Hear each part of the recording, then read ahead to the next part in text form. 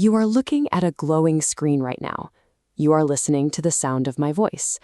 But what exactly is the entity experiencing this moment? Who or what is actually doing the seeing and the hearing?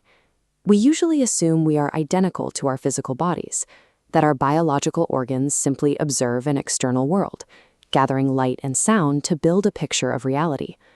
Thousands of years ago, the Kena Upanishad challenged this perspective by asking a more specific question. What force actually directs the mind and coordinates these various sensory inputs? If we examine the building blocks of our bodies, we find only the same physical elements present in a handful of dirt or a distant star. Yet while those elements are inert, we experience a continuous stream of awareness. This gap suggests that biological hardware alone cannot account for the act of perception. To understand our own existence, we cannot just look at the world around us. We have to work backward, peeling away the biological machinery to find the observer hiding behind it. Let's start with the outermost layer of perception. We intuitively feel like our physical eyes possess the power to see. Biology shows us that the eyes are merely physical lenses. They are designed to capture and refract light, functioning like a mechanical camera aperture with no inherent ability to process what they take in. The Upanishads point to a simple proof. If you shine a bright light into the open eyes of someone who has passed away, the lens still captures that light, but no seeing occurs. The physical eye is an instrument, incapable of witnessing on its own. Because our physical senses are dead instruments transmitting data, the true conscious seer must reside further upstream in the human system. If the eyes are simply just cameras, the next logical candidate for the observer is the mind itself.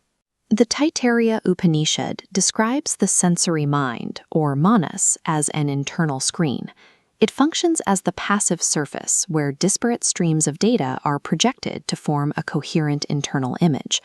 The mind is a machine designed to process inputs, and a machine does not run its operator. The Kena Upanishad identifies the true observer behind the mind as Brahman, the self.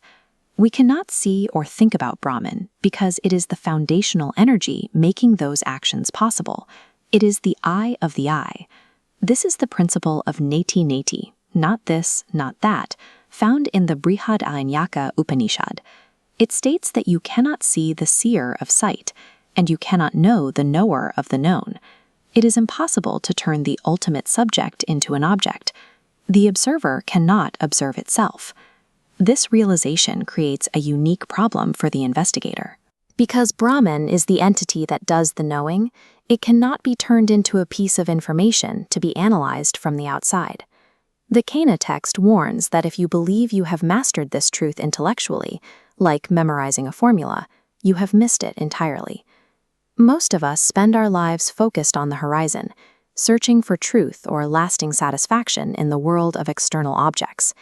The Isha Upanishad suggests that the answer isn't something to be found out there.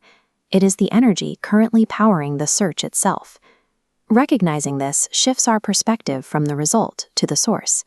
It identifies the presence that allows our experience of the world to happen in the first place.